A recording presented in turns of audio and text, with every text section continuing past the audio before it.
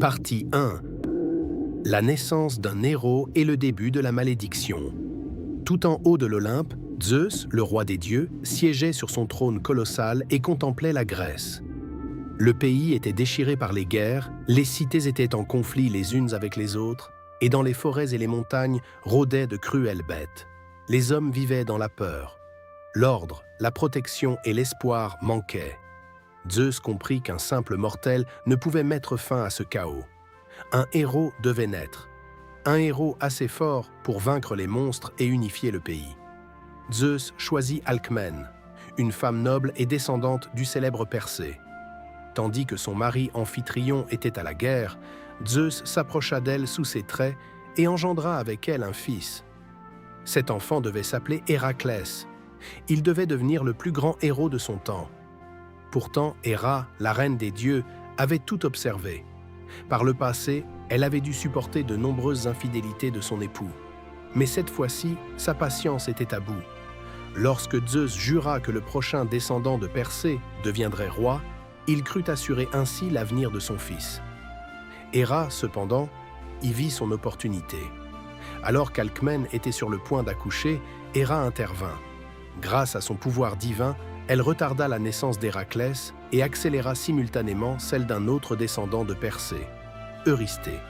Seuls quelques instants séparèrent les deux naissances, mais ces secondes décidèrent d'un royaume. Comme Eurysthée naquit le premier, Zeus, lié par son serment, dut lui attribuer la souveraineté.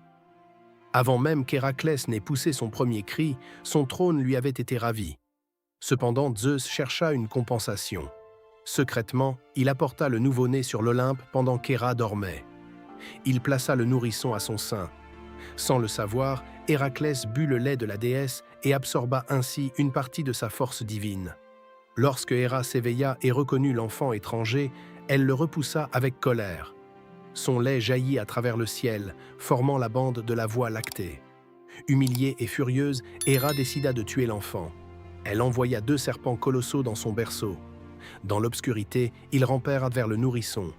Mais au lieu de crier, le petit Héraclès saisit les animaux, attrapa chaque serpent d'une main et les étrangla sans effort. Dès l'enfance, sa force surhumaine se manifesta. Héra comprit qu'elle ne pouvait pas simplement l'éliminer. Elle jura alors de transformer sa vie en une suite interminable d'épreuves, de souffrances et de tourments. S'il ne pouvait mourir, il devait souffrir. C'est ainsi que commença l'histoire d'un héros dont le destin fut, dès le départ, marqué par la haine divine. Partie 2. La jeunesse d'Héraclès et la folie fatale. Héraclès devint un jeune homme exceptionnel. Dès son plus jeune âge, il reçut l'enseignement des professeurs les plus renommés de Grèce. Il apprit le tir à l'arc, le maniement des armes, la stratégie et même la musique. Tout ce qui devait caractériser un noble héros lui fut transmis. Cependant, parallèlement à son talent, un trait dangereux se manifesta tôt, son tempérament incontrôlable. Sa force était surhumaine, mais elle ne s'accompagnait pas toujours de patience ou de mesure. Son professeur de musique Linus dut l'apprendre de manière tragique. Pendant les cours, il critiquait sans cesse le jeune Héraclès pour son manque de finesse dans le jeu de la lyre. Les corrections constantes blessaient sa fierté. Dans un moment de rage incontrôlée, Héraclès frappa son professeur avec l'instrument, l'atteignant mortellement. Linus mourut instantanément. Bien que la punition pour Héraclès fût légère, cet événement montra clairement à quel point sa force pouvait être dangereuse lorsqu'elle s'accompagnait de colère. Sa force était un cadeau des dieux, mais elle était aussi une menace. Bientôt, il allait vivre sa première grande mise à l'épreuve. Son père adoptif Amphitryon, le général en chef de Thèbes, tomba dans une guerre sanglante contre un peuple voisin. La perte affecta lourdement Héraclès. Sans hésiter, il prit sa place à la tête de l'armée. Sur le chemin de la bataille, Athéna, la déesse de la sagesse et de la guerre, lui apparut. Envoyée par Zeus, elle lui remit des armes étincelantes et une armure provenant des forges de l'Olympe. Avec ses dons divins, Héraclès mena l'armée de Thèbes au combat et écrasa les armées ennemies. La mort de son père adoptif était vengée. Lorsqu'il revint triomphant, le roi de Thèbes l'accueillit avec gratitude et lui donna sa fille Mégare pour épouse. Pendant quelques années, la paix sembla s'être installée dans sa vie. Héraclès et Mégare vivaient heureux. Ils eurent 3 enfants, et le peuple l'admirait comme le protecteur de la cité. Son nom était associé à la force, au courage et à l'espoir. Cependant, sur l'Olympe, la colère d'Héra grandissait à chaque moment de bonheur qu'il vivait. Elle ne pouvait permettre que le fils de son époux mène une vie épanouie. Elle intervint donc. Un jour, Héraclès rentra chez lui et trouva sa porte forcée. Alarmé, il se précipita à l'intérieur. Sa famille avait disparu. Alors qu'il criait leur nom, des figures terribles apparurent des ombres. Dans son esprit, Héra transforma sa femme et ses enfants en monstres cruels. Une folie surnaturelle s'empara de lui. Submergé par une rage folle, Héraclès se jeta sur les prétendues bêtes. Il les abattit les unes après les autres à main nue. Rien ne devait s'échapper, ce n'est que lorsque le dernier monstre s'effondra au sol, mort, que Héra leva son sortilège. Devant lui ne gisaient pas des créatures des ténèbres. Devant lui gisaient Mégare et ses enfants. Héraclès fixa ses mains couvertes de sang. L'horreur le pénétra. Il tenta de secouer les corps sans vie, cria leur nom, mais il était trop tard. Dans sa folie aveugle, il avait tué sa propre famille. Dans le monde des Grecs, le meurtre d'un membre de la famille était l'un des crimes les plus graves. Sans expiation, les Érinies, les esprits vengeurs des enfers, le poursuivraient et le tourmenteraient à jamais. Accablé par la culpabilité et le désespoir, Héraclès comprit qu'il devait faire pénitence. Seule une instance pouvait lui indiquer la voie. L'oracle de Delphes, la voix du dieu Apollon. Il quitta Thèbes volontairement en exil et se mit en route pour recevoir son jugement. Partie 3. L'oracle de Delphes est le début de la servitude. Brisé par la culpabilité et la douleur intérieure, Héraclès atteignit le sanctuaire de Delphes. Tout en haut sur le flanc du Parnasse se dressait le temple d'Apollon, et par la voix de la prêtresse, le dieu lui-même parlait. Des gens de toute la Grèce venaient ici pour obtenir des réponses à leurs questions les plus pressantes. Mais rarement, quelqu'un était apparu avec un fardeau aussi lourd. Héraclès se présenta devant l'oracle et ne demanda qu'une chose: comment puis-je expier ma faute? Mais ici aussi, l'influence d'Héra agissait en secret.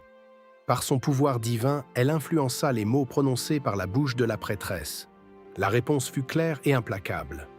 Héraclès devait se mettre au service du roi Eurysthée de Mycène pendant 10 ans. Il devait lui obéir et accomplir chaque tâche que celui-ci lui imposerait. Il ne devait accepter aucune aide. Il ne devait exiger aucun salaire. Ce n'est que par une obéissance totale qu'il pourrait racheter sa faute. L'humiliation était totale. Eurysthée était cet homme qui, autrefois, par la ruse d'Héra, lui avait ravi le trône. Faible, craintif et envieux, il était le contraire d'un héros. Et pourtant, Héraclès devait le servir. Juste au moment où il allait se détourner, l'oracle ajouta une autre prophétie. S'il accomplissait entièrement son temps de service, Zeus le rendrait immortel. Non seulement le pardon, mais une élévation divine l'attendait au bout de son chemin de souffrance. Héraclès inclina la tête. Il accepta le jugement. Lorsqu'il arriva à Mycène, il s'inclina devant Eurysthée. Le roi pouvait à peine cacher sa joie. Le puissant héros était désormais sous ses ordres. Sans hésiter, il fixa les conditions. 10 tâches en 10 ans. Chacune sans soutien, sans paiement. C'est ainsi que commença la série d'épreuves qui allaient plus tard être connues comme les 12 travaux d'Héraclès. Mais à ce moment-là, Héraclès ne savait pas encore qu'à la fin, il n'y en aurait pas seulement 10. Sa première tâche le mena dans la région de Némée. Là, un lion à la fourrure invulnérable terrorisait la population. Beaucoup de guerriers avaient échoué. C'était maintenant à Héraclès de tuer la bête. Avec ce premier travail, commença son long chemin de pénitence. Partie 4, les 12 exploits d'Héraclès. L'exploit 1, premier travail, le lion de Némée. Le roi Eurysthée parla d'un lion qui ravageait la région de Némée. L'animal était plus grand que tout autre prédateur, son pelage était de couleur dorée et si impénétrable qu'aucune arme ne pouvait le percer. Les épées se brisaient sur sa peau, les lances rebondissaient sans effet. De nombreux guerriers avaient tenté de tuer le monstre. Aucun n'était revenu. Héraclès comprit rapidement que la force brute seule ne suffirait pas. Si aucune arme ne pouvait blesser l'animal, il devait lui-même devenir une arme. Pendant des semaines, il entraîna son corps, déracina des arbres, souleva des blocs de roches massifs et forgea ses muscles jusqu'à ce que sa force soit encore plus grande qu'auparavant. Il se prépara à affronter le lion sans épée ni lance. Lorsqu'il atteignit enfin la grotte de l'animal, il vit les restes des guerriers ayant échoué. Des armes brisées jonchaient le sol, l'air était imprégné de l'odeur de la mort. Héraclès retira délibérément son armure et ses armes qu'Athéna lui avait offertes autrefois. Ce combat ne serait décidé qu'avec ses propres mains. D'une voix forte, il appela l'animal. Le lion apparut dans un rugissement de tonnerre et se jeta sur lui. Au dernier moment, Héraclès s'écarta sur le côté et saisit l'animal par le cou. Une lutte acharnée commença. Le lion frappait de ses griffes, essayant de le déchiqueter, mais la peau du héros, sa propre peau et sa force, tint bon. Heure après heure, ils luttèrent l'un contre l'autre. Finalement, Héraclès réussit à placer une prise ferme autour du cou du lion. De toutes ses forces, il serra. La résistance de l'animal faiblit. Un craquement sourd retentit. Le lion s'effondra sans vie. Le premier travail était accompli. Héraclès se tint au-dessus de l'animal vaincu, mais il ne ressentit aucun triomphe. Il inclina la tête devant l'adversaire tombé. Puis il comprit que la peau du lion pourrait lui offrir une protection lors de ses futures tâches. Avec l'une des griffes acérées de l'animal, il découpa la fourrure invulnérable et la jeta sur ses épaules comme un manteau. Il porta désormais la tête du lion comme un casque.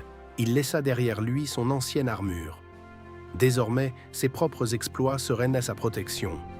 Lorsqu'Héraclès retourna à Mycène, enveloppé dans la peau du lion invincible, Eurysthée recula d'effroi.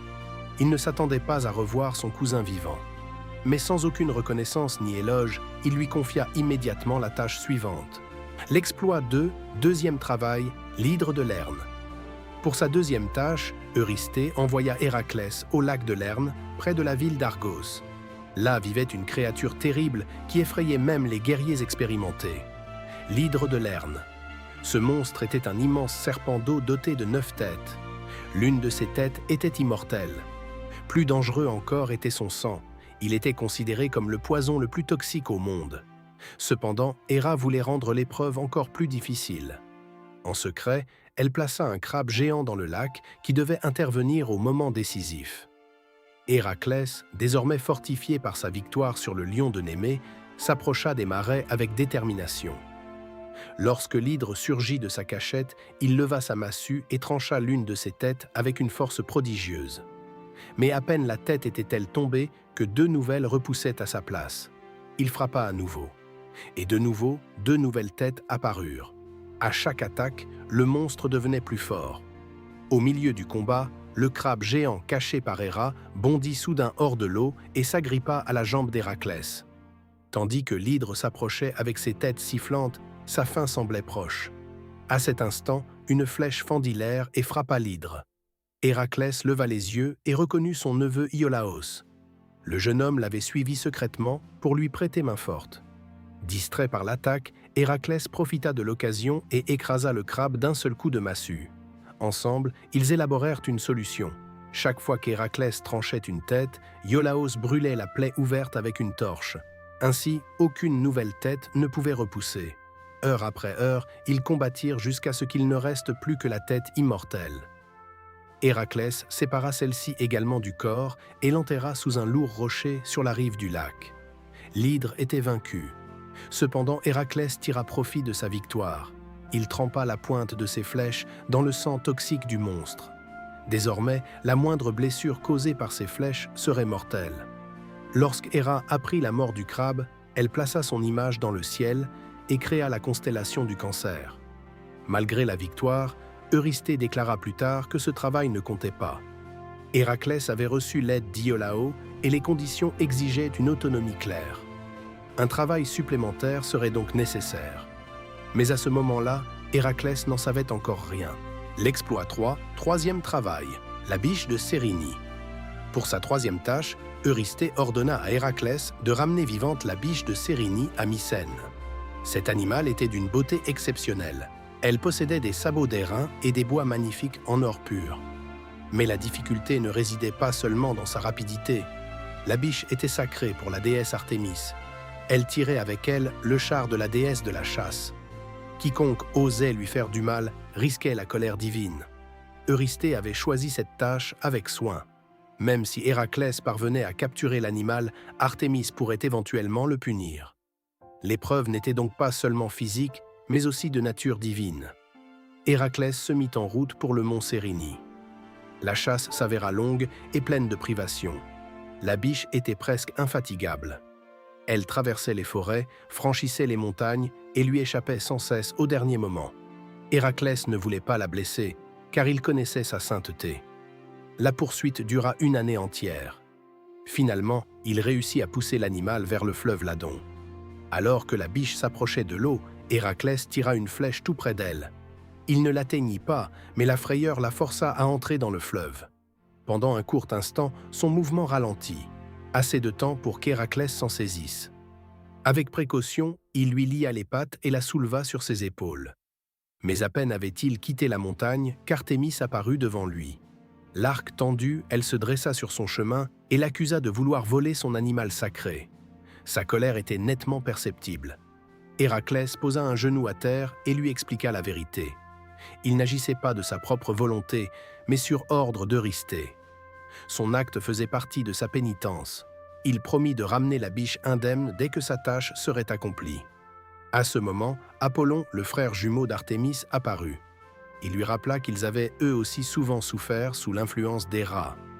Peut-être était-il juste de laisser Héraclès réussir cette épreuve. Artémis le laissa finalement partir, à la condition que l'animal soit immédiatement libéré dès que le travail serait terminé. Héraclès ramena la biche à Mycène. Eurysthée fut surpris de le voir revenir une nouvelle fois victorieux. Mais à peine Héraclès eut-il présenté l'animal qu'il le relâcha, afin qu'il retourne indemne dans la nature. 3 travaux étaient désormais accomplis. Cependant, la colère d'Héra continuait de croître. L'exploit 4, 4e travail, le sanglier d'Érymanthe.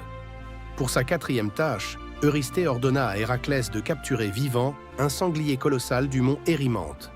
L'animal ravageait les villages, détruisait les champs et attaquait tout ce qui l'approchait. Contrairement à précédemment, Héraclès ne devait pas tuer le monstre, mais l'amener indemne à Mycène. En chemin vers la montagne, Héraclès rendit visite à son vieil ami Pholos, un centaure connu pour son hospitalité. Les centaures étaient à moitié hommes, à moitié chevaux, souvent sauvages et imprévisibles. Pholos, cependant, était une exception, sage et réfléchi. Il invita Héraclès à un repas. Chiron, l'ancien maître d'Héraclès dans l'art du tir à l'arc, était également présent. Chiron était immortel et considéré comme un sage parmi les centaures. Pendant le repas, Héraclès découvrit une grande jarre de vin dans la maison de son ami. Sans savoir qu'il s'agissait d'un bien commun à tous les centaures, un cadeau du dieu Dionysos, il l'ouvrit. L'odeur du vin se répandit loin dans la vallée. Bientôt, de nombreux centaures apparurent, attirés par l'odeur. Furieux, ils exigèrent de savoir qui avait touché à leur vin. La situation dégénéra rapidement. Une dispute se transforma en attaque. Héraclès saisit son arc et tira des flèches dont les pointes étaient attrempées dans le sang de l'hydre. De nombreux centaures tombèrent immédiatement, d'autres s'enfuirent en panique. Au milieu du chaos, une flèche toucha accidentellement Chiron. Le maître immortel s'effondra au sol et souffrit de douleurs inimaginables. Le poison ne pouvait le tuer, mais il lui apportait un tourment éternel. Zeus vit la scène depuis l'Olympe et eut pitié. Il prit l'esprit de Chiron et le plaça dans le ciel comme la constellation du Sagittaire. Pholos fut également victime de la tragédie. Curieux, il ramassa l'une des flèches empoisonnées pour l'examiner de plus près. Elle lui glissa des mains, blessa son pied, et le poison agit instantanément de manière mortelle. Héraclès, bouleversé par la mort de son ami et de son maître, enterra Pholos de ses propres mains. Le cœur lourd, il poursuivit sa route. Inaperçu, un centaure avait pourtant survécu, Nessos. Il s'enfuit dans les montagnes, portant en lui un désir de vengeance, un désir qui, de nombreuses années plus tard, aurait des conséquences terribles. Finalement, Héraclès fit face à l'objectif réel de sa tâche. Il poussa le sanglier vers les hauteurs enneigées de la montagne où l'animal s'effondra d'épuisement dans la neige profonde. Là, il l'enchaîna et le ramena vivant à Mycène. Lorsque Eurysthée vit l'animal colossal, il fut pris de panique. Comme souvent, il se cacha dans une grande jarre de stockage à côté de son trône et refusa d'en sortir jusqu'à ce qu'Héraclès emmène le sanglier. 4 travaux étaient désormais accomplis. Mais le chemin était encore long. L'exploit 5, 5e travail, les écuries d'Ogyias. Pour sa 5e tâche, Eurysthée soumit Héraclès à un défi apparemment humiliant et en même temps impossible. Il devait nettoyer les immenses écuries du roi Ogyias d'Élis en un seul jour, exclusivement de ses propres mains et sans aucune aide. Les écuries abritaient 3000 bœufs immortels et n'avaient pas été nettoyées depuis 30 ans. Le fumier s'était accumulé sur plusieurs mètres de haut. L'odeur était si insupportable que personne n'osait s'approcher. Les immondices s'étaient même déversés dans les champs environnants, les rendant inutilisables. Eurysthée était convaincu qu'Héraclès échouerait ici. Cette tâche n'était pas un acte héroïque de combat contre des monstres. C'était une humiliation. Lorsqu'Héraclès arriva en Élis, sa renommée s'était déjà propagée. De nombreuses personnes espéraient qu'il pourrait également résoudre ce problème. On lui conseilla de demander une récompense au roi Ogyias. Héraclès se présenta devant Ogyias et lui fait une offre. S'il pouvait nettoyer les écuries avant le coucher du soleil, il recevrait un 10e des bœufs immortels. Ogyias accepta, convaincu qu'une telle mission était impossible à remplir. Il ordonna à son fils Philée d'être présent comme témoin. Lorsqu'Héraclès entra dans les écuries, il reconnut lui-même l'ampleur de la tâche. À main nue, il n'y parviendrait jamais à temps. Mais les conditions n'interdisaient que les outils et l'aide étrangère, pas l'ingéniosité. Il se rendit aux fleuves voisins, l'Alphée et le Péné.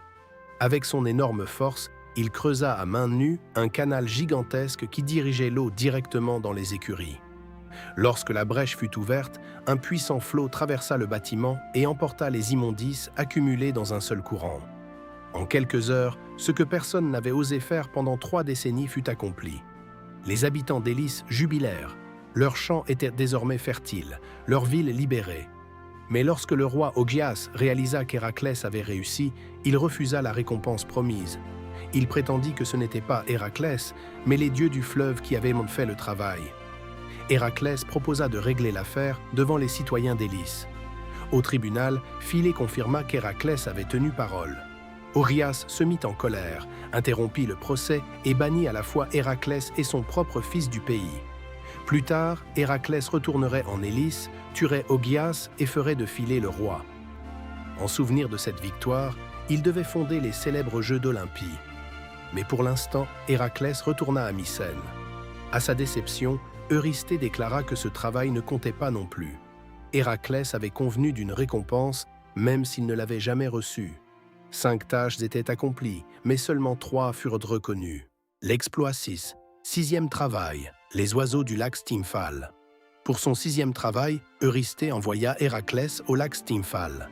Là vivait une nuée d'oiseaux mangeurs d'hommes qui terrifiaient le pays environnant. Leur bec était en fer dur, assez tranchant pour transpercer même les armures lourdes. Leurs plumes aussi étaient comme des projectiles mortels qu'ils faisaient pleuvoir du ciel sur leurs victimes. Les oiseaux étaient considérés comme sacrés pour Arès, le dieu de la guerre. Lorsqu'Héraclès arriva au lac, il comprit rapidement le problème réel. Les animaux se cachaient dans un terrain dense et marécageux. Même s'il pouvait en tuer quelques-uns individuellement, il lui faudrait des mois pour tous les trouver. Et le temps était un bien précieux. Les 10 années de sa pénitence étaient l'analité. Zeus continuait d'observer son fils depuis l'Olympe. Pour ne pas provoquer davantage Héra, il n'intervint pas lui-même, mais il permit à d'autres dieux de soutenir Héraclès. À ce moment, Athéna décida de l'aider. Alors qu'Héraclès inspectait la zone, il entendit soudain un cliquetis métallique derrière lui. Lorsqu'il se retourna, il n'y avait personne. Mais sur le tronc d'un vieil arbre reposaient des crécelles en bronze fabriquées avec art, venant manifestement des forges de l'Olympe. Héraclès comprit. Il prit les crécelles et monta sur une colline qui surplombait la zone marécageuse. Lorsqu'il commença à les secouer, un bruit perçant remplit l'air. Pour lui, ce n'était qu'un cliquetis bruyant, mais pour les oiseaux, cela signifiait la douleur. Des centaines d'entre eux s'élevèrent à des roseaux en criant et formèrent une nuée sombre dans le ciel. C'était le moment qu'Héraclès attendait. Il tendit son arc et tira flèche après flèche dans les airs. Chaque flèche était trempée dans le sang de l'hydre. Partout où il touchait, un oiseau tombait sans vie au sol. Les survivants, accablés par le bruit et l'attaque, s'enfuirent dehors de la région et ne revinrent jamais. Ainsi prit fin le fléau du lac Stymphale. Héraclès revint une nouvelle fois victorieux à Mycène. Eurysthée dut reconnaître que même des tâches ruses n'arrêtèrent pas son cousin. Mais les épreuves n'étaient pas encore terminées. L'exploit septième travail, le taureau de Crète. Als Eurystheus sah, dass selbst die Aufgabe am See Stymphalos Herakles nicht aufgehalten hatte, entschied er, ihn möglichst weit von Mykene zu entfernen. Für seine 7. Arbeit wurde Herakles auf die Insel Kreta geschickt. Dort sollte er einen rasenden Stier lebend einfangen. Der Stier war einst ein Geschenk des Meeresgottes Poseidon an König Minos gewesen. Poseidon hatte erwartet, dass Minos das Tier ihm zu Ehren opfere. Doch der König konnte sich nicht dazu entschließen. Der Stier war zu prächtig, zu beeindruckend. Er behielt ihn für sich. Poseidon reagierte mit Zorn. Er belegte die Gemahlin des Minos mit einem verhängnisvollen Bann, sodass sie sich in den Stier verliebte. Aus dieser Verbindung entstand später das Wesen, das als Minotaurus bekannt wurde und im Labyrinth unter dem Palast von Knossos lebte. Der Stier selbst jedoch wurde von Poseidon in Raserei versetzt. Er tobte über die Insel, zerstörte Felder und bedrohte die Bevölkerung. Als Herakles auf Kreta ankam, gewährte Minos ihm die Erlaubnis, das Tier zu fangen. Für den König war es eine willkommene Gelegenheit, die Plage loszuwerden. Bald stellte sich Herakles dem gewaltigen Stier. Mit gesenktem Kopf und gewaltiger Wucht stürmte das Tier auf ihn zu. Im letzten Augenblick wich Herakles zur Seite aus, packte die Hörner und stemmte sich mit aller Kraft dagegen. Es begann ein erbitterter Kampf. Staub wirbelte auf, Muskeln spannten sich, Hufe schlugen in die Erde. Stunde um Stunde rangen Mensch und Tier miteinander. Schließlich erschöpfte sich der Stier. Herakles zwang ihn zu Boden und band ihn fest. Da das Tier ein Geschöpf Poseidons war, konnte es sogar über das Meer schreiten. Herakles sprang auf seinen Rücken und ritt es über die Wellen hinweg bis nach Mykene. Als Eurystheus den gewaltigen Stier erblickte, geriet er erneut in Panik. Wie schon zuvor versteckte er sich in seinem großen Vorratsgefäß neben dem Thron und weigerte sich herauszukommen, solange das Tier im Palast war. Herakles wollte den Stier nicht töten, da er Poseidon heilig war. Deshalb ließ er ihn frei. Später sollte das Tier über das griechische Festland ziehen, bis es schließlich vom Helden Theseus erlegt wurde. 7 Arbeiten waren nun erfüllt. Doch Eurystheus wusste, dass 2 von ihnen offiziell nicht anerkannt waren. Das Ende war noch nicht erreicht. L'exploit 8, 8e travail, les juments de Diomède. Pour son 8e travail, Eurysthée ordonna à Héraclès de ramener à Mycène les juments du roi Thrace Diomède. Ces chevaux étaient tristement célèbres dans toute la Grèce. Ils étaient considérés comme indomptables, agressifs et dangereux. Ils étaient attachés au mur du palais par de lourdes chaînes de fer. Leur sauvagerie était l'œuvre de leur maître lui-même, car Diomède les faisait nourrir de chair humaine, une pratique cruelle qui renforçait encore leur réputation. Héraclès partit pour la Thrace. Il était accompagné de son jeune compagnon Abdéros, le fils d'Hermès. Ensemble, ils atteignirent la cour de Diomède. De loin déjà, ils entendaient le trépignement agité des animaux et le cliquetis des chaînes. Abdéros resta d'abord à l'extérieur des murs du palais, tandis qu'Héraclès cherchait à discuter avec le roi. Diomède était un souverain dur et impitoyable, dont la réputation était marquée par la cruauté. Alors qu'Héraclès lui parlait encore, un cri retentit soudain à l'extérieur. Héraclès se précipita dehors, mais les juments avaient déjà perdu tout contrôle. Dans leur sauvagerie effrénée, elles s'étaient jetées sur Abdéros. Lorsqu'Héraclès l'atteignit, il était trop tard. Rempli de colère et de douleur, Héraclès se tourna contre Diomède. Il maîtrisa le roi et le ramena vers ses propres chevaux. Là, il le laissa à son sort, un châtiment pour la cruauté avec laquelle il avait traité les autres. Après cet événement, les juments perdirent leur frénésie habituelle. Leur comportement surnaturel semblait brisé. Héraclès leur remit les chaînes et les emmena. Il ramena les animaux à Mycène et les remit à Eurysthée. Le roi les accueillit dans son écurie, plus impressionné par leur rareté que par le danger qu'elles avaient représenté autrefois. Pour Héraclès, cependant, ce travail était assombri par le deuil. Il avait perdu un compagnon. Une fois de plus, sa pénitence avait exigé un prix élevé. 8 travaux étaient d'être désormais accomplis. L'exploit 9, 9e travail, la ceinture d'Hippolyte. La 9e tâche ne provenait pas directement d'une idée d'Eurysthée, mais du souhait de sa fille Admète. Elle admirait Héraclès pour sa force et ses exploits, mais elle admirait encore plus Hippolyte, la légendaire reine des Amazones. Admète désirait la ceinture d'Hippolyte, un bandeau d'or et de cuir fabriqué avec art qui conférait à la reine une autorité invincible au combat. Cette ceinture était un cadeau de son père Arès, le dieu de la guerre. Les Amazones vivaient loin du monde connu, à la lisière de la civilisation. Elles étaient considérées comme des guerrières intrépides, disciplinées et égales, ou supérieures à tout homme au combat. Eurysthée comprit que cette tâche était dangereuse, non seulement en raison de la puissance de combat des Amazones, mais aussi à cause de l'origine divine de la ceinture. Héraclès partit vers l'est avec un petit groupe de compagnons. Il s'attendait à de la résistance, peut-être même à une bataille rangée. Pourtant, lorsqu'il atteignit le pays des Amazones, quelque chose d'inattendu se produisit. Les guerrières ne l'accueillirent pas avec hostilité, mais avec curiosité et respect. On avait entendu parler de ses travaux. On connaissait son combat contre les monstres et ses épreuves. Hippolyte elle-même manifesta son intérêt pour le célèbre héros et l'invita dans sa résidence. Entre les deux s'établit une discussion franche. Hippolyte voulait en savoir plus sur ses exploits, sur ses voyages, sur les épreuves qui lui avaient été imposées. Héraclès choisit l'honnêteté. Il expliqua son 9e travail et le souhait d'Admète. À sa surprise, Hippolyte se montra prête à lui céder volontairement la ceinture. En signe d'amitié et de respect, elle la plaça elle-même entre ses mains.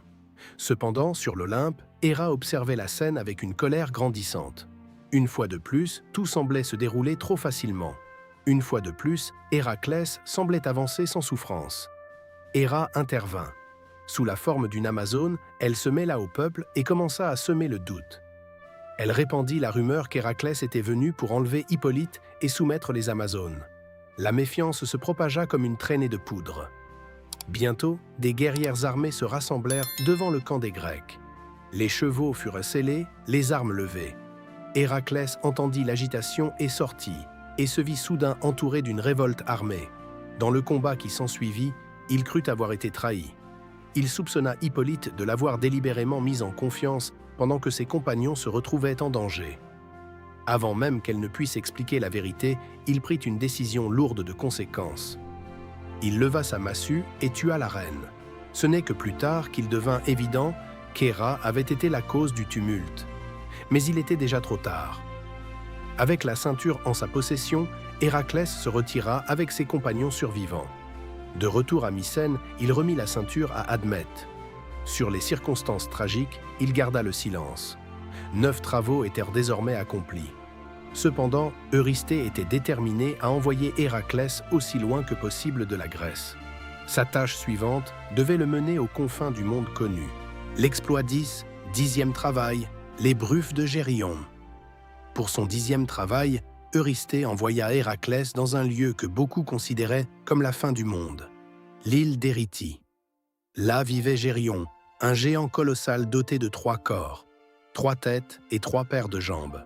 Il possédait un troupeau de magnifiques bœufs rouges, gardés par le chien à 2 têtes Orthos et le berger Eurytion. Le voyage fut long et pénible. Héraclès se dirigea vers le sud-ouest, le long de la côte africaine. La chaleur du désert libyen était insupportable.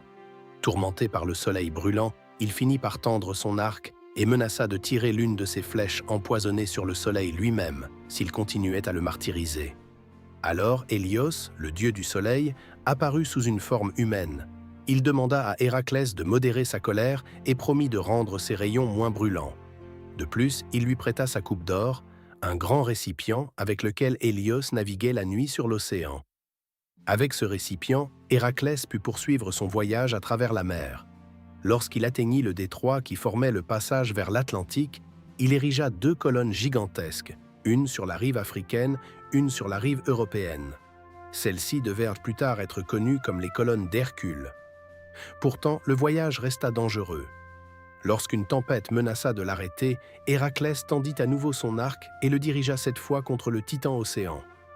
Effrayé, Océan calma les vagues et Héraclès put poursuivre sa route. Finalement, il atteignit Érythie. Là, il fit d'abord face à Eurytion, le berger des bœufs, ainsi qu'à Orthos, le chien à 2 têtes. Héraclès vainquit les deux avec sa massue. Ensuite, Gérion lui-même s'avança. Le géant à 3 corps s'opposa à lui. Héraclès choisit la rapidité plutôt qu'un long combat. Il tendit son arc et tira une flèche trempée dans le sang de l'hydre. La flèche frappa Gérion et le fit tomber. Héraclès rassembla les bœufs et entama le chemin du retour. Mais Héra ne voulait pas non plus accepter ce succès. Elle envoya un essaim de taons qui effrayèrent le troupeau. Les animaux se dispersèrent dans toutes les directions. Héraclès dut les pourchasser longtemps, surtout dans les montagnes de Thrace, où certains s'étaient réchappés. Il ne put les ramener tous. Après de nombreux mois, il retourna à Mycène. Il rendit à Hélios sa coupe d'or et remit les bœufs restants à Eurysthée. Le roi les sacrifia à Héra. Héraclès croyait maintenant avoir accompli ses 10 travaux. 10 années d'obéissance gisaient derrière lui. Mais Héra avait rappelé à Eurysthée que 2 tâches n'avaient pas été comptées. L'hydre à cause de l'aide d'Iolaos, les écuries d'Augias à cause de la récompense convenue. Ainsi, Eurysthée lui annonça qu'il avait encore 2 autres travaux à accomplir. Ses épreuves les plus difficiles étaient encore devant lui. L'exploit 11, 11e travail, les pommes d'or des Hespérides. Pour son 11e travail, Héraclès reçut une mission considérée comme difficile même parmi les dieux. Il devait rapporter les pommes d'or du jardin des Hespérides. Ces pommes poussaient sur un arbre sacré et conféraient l'immortalité. Le jardin appartenait à Héra et était gardé par les Hespérides, les filles de la nuit. De plus, Héra avait posté un gardien terrifiant, le dragon à 100 têtes Ladon. Le problème commençait cependant déjà par la recherche. Personne ne savait exactement où se trouvait ce jardin. Héraclès se mit en route et chercha des indices. Finalement, il se tourna vers le titan Prométhée. Celui-ci avait autrefois volé le feu des dieux pour l'apporter aux hommes. En guise de punition, Zeus l'avait enchaîné à un rocher où un aigle apparaissait quotidiennement pour le dévorer. Comme Prométhée était immortel, son corps se renouvelait sans cesse et la souffrance recommençait. Lorsqu'Héraclès le trouva, il le libéra de ses chaînes par pitié et abattit l'aigle d'une flèche. Reconnaissant, Prométhée lui révéla l'emplacement du jardin. Mais il le mit en garde simultanément. Aucun mortel ne pouvait cueillir les pommes d'or lui-même. Seul un immortel en était capable. Il lui conseilla de demander l'aide d'Atlas. Héraclès atteignit enfin le jardin des Hespérides. Il franchit le mur qui l'entourait et fit face au dragon Ladon. D'une flèche empoisonnée, il fit tomber le monstre. Mais lorsqu'il tenta de prendre une pomme de l'arbre, quelque chose d'inattendu se produisit. Sa main saisit le vide. La pomme se dérobait à lui. Prométhée avait dit vrai, alors Héraclès chercha Atlas, le titan qui, depuis la guerre entre les dieux et les titans, était condamné à porter la voûte céleste sur ses épaules. Héraclès lui proposa un marché. Il assumerait pour un court instant le fardeau du ciel si Atlas, en échange, allait chercher les pommes d'or pour lui. Pour Atlas, c'était une occasion bienvenue de se libérer, au moins pour un moment, de son éternel fardeau. Atlas lui remit le ciel. Héraclès s'arc-bouta sous le poids incommensurable. Ses muscles se tendirent, son corps commença à trembler. Même pour lui, ce fardeau était presque insupportable. Après un certain temps, Atlas revint avec les pommes d'or. Mais maintenant, il ne voulait plus reprendre le fardeau. Il proposa d'apporter lui-même les pommes à Eurysthée, tandis qu'Héraclès continuerait de porter le ciel. Héraclès reconnut la ruse. Il demanda à Atlas de reprendre le ciel juste un court instant, afin qu'il puisse mieux ajuster sa peau de lion sur ses épaules pour porter le fardeau plus confortablement. Sans se méfier, Atlas reprit la voûte céleste. Immédiatement, Héraclès prit les pommes et prit congé. Atlas resta là, de nouveau condamné à porter le ciel. Héraclès retourna à Mycène et remit à Eurysthée les pommes d'or. Cependant, comme elles appartenaient au jardin sacré, elles furent de plus tard ramenées à leur place d'origine par Athéna. 11 travaux étaient désormais accomplis. Il n'en restait plus qu'un. L'exploit 12, 12e travail, la capture de Cerbère. Pour son 12e et dernier travail, Héraclès reçut une mission qui surpassait tout ce qu'il avait vécu auparavant. Il devait capturer Cerbère, le chien à 3 têtes qui gardait les portes des enfers. Ce n'était pas une tâche ordinaire. Cerbère était la créature fidèle d'Hadès, le roi des enfers. Aucun vivant n'entrait en ce lieu de son plein gré, et encore moins quelqu'un en revenait. Alors qu'Héraclès se mettait en route, Hermès, le messager des dieux, lui apparut. Il savait que son demi-frère trouverait difficilement seul le chemin à travers les sombres salles des morts. Hermès se proposa de le guider. Il lui conseilla également de demander la permission à Hadès et Perséphone avant d'emmener Cerbère. Ensemble, ils descendirent dans les enfers. Devant le trône d'Hadès, Héraclès expliqua la raison de sa visite. Il parla ouvertement de sa pénitence et de sa dernière tâche. Hadès, qui avait lui-même souvent souffert du mépris d'Héra, accepta sous 2 conditions. Premièrement, Héraclès ne devait utiliser aucune arme. Deuxièmement, Cerbère devait être ramené après l'accomplissement de la tâche. Héraclès accepta. Il fit face au chien colossal. À main nue, il lutta avec le gardien à 3 têtes. Le combat fut long et dur, mais la force d'Héraclès était intacte. Finalement, il réussit à maîtriser Cerbère et à le mener par ses chaînes. Sur le chemin du retour vers le monde des vivants, il rencontra les ombres des défunts. Parmi elles, lui apparut aussi l'esprit de son ami Méléagre. Celui-ci lui raconta sa mort. Héraclès promit d'épouser la sœur de Méléagre, Déjanire, pour honorer sa mémoire. Finalement, Héraclès atteignit de nouveau la lumière du monde et amena Cerbère à Mycène. Lorsque Eurysthée aperçut la créature à 3 têtes, il se cacha de nouveau dans sa grande jarre de stockage à côté du trône.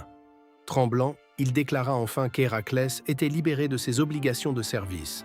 12 travaux étaient accomplis. La pénitence était remplie. Héraclès ramena Cerbère aux enfers et recouvra sa liberté. Partie 5. La vie après les travaux et la mort. D'Héraclès. Après 12 longs travaux, Héraclès était enfin libre. La culpabilité qui pesait sur lui était expiée. Son nom était connu dans toute la Grèce. Il était célébré comme un héros, comme le vainqueur de monstres et comme le symbole d'une force inébranlable.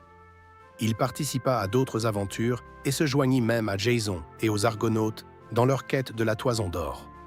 Pourtant, malgré tous ses exploits, sa vie restait marquée par des épreuves. Il se souvint de sa promesse faite à Méléagre aux enfers et alla trouver sa sœur Déjanire.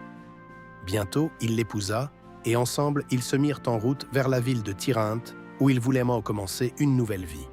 En chemin, ils durent traverser un fleuve impétueux. Sur la rive apparut un centaure qui proposa de porter Déjanire sur son dos à travers l'eau. Héraclès ne le reconnut pas, c'était Nessos, l'un des centaures qui s'était autrefois échappé du carnage de l'Érymanthe. Depuis des années, Nessos attendait une occasion de se venger. Lorsque Nessos atteignit l'autre rive avec Déjanire, il tenta de la retenir de force avec lui. Héraclès vit cela depuis la rive opposée, tendit immédiatement son arc et tira l'une de ses flèches trempées dans le sang de l'hydre. La flèche frappa Nessos mortellement. En mourant cependant, Nessos sema les graines d'une nouvelle tragédie. Il dit à Déjanire que son sang possédait le pouvoir de préserver l'amour d'un homme. Si jamais Héraclès se tournait vers une autre femme, elle pourrait utiliser ce sang pour regagner son affection. Dans son ignorance, Déjanire recueillit une partie du sang et le conserva. Pendant un certain temps, Héraclès et Déjanire vécurent paisiblement. Ils eurent des enfants et la vie semblait être devenue calme. Mais Héraclès aspirait de nouveau à l'aventure. Il se rendit dans le royaume d'Oéchalie où régnait son ancien maître Eurytos. Là, Héraclès tomba amoureux de la fille d'Eurytos, Iole. Lorsqu'il participa à un concours de tir à l'arc et le remporta, Eurytos lui refusa néanmoins la main de sa fille car il connaissait le passé d'Héraclès. Plus tard, Héraclès revint, emmena Iole et d'autres femmes de la ville avec lui et les ramena chez lui. Déjanire reconnut dans son regard l'affection pour Iole.